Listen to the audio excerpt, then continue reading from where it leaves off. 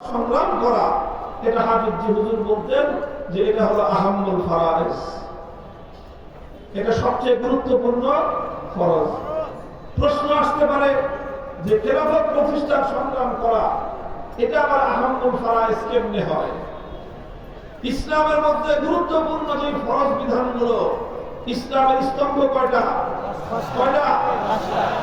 কারণ ঈমান, নামাজ, রোজা, হজ, যাকাত, এর মধ্যে তো খেলাফত প্রতিষ্ঠার কথা নাই, আছে? এগুলো হলো বড় ফরজ।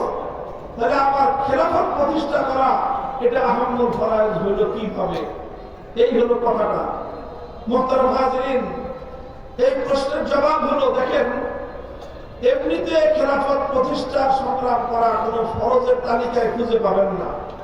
ইসলামে কি কি বিধান ফরজ, সেই ফরজের বিধানের তালিকা তালাশ করলে খেলাফত প্রতিষ্ঠার সংগ্রাম করা ফরজ, এই তালিকায় আপনি কোথাও নামটা পাবেন না। কিন্তু ইসলামের একটা মূল নীতি আছে। মূল নীতিটা হলো এই যে কোন একটা ফরজ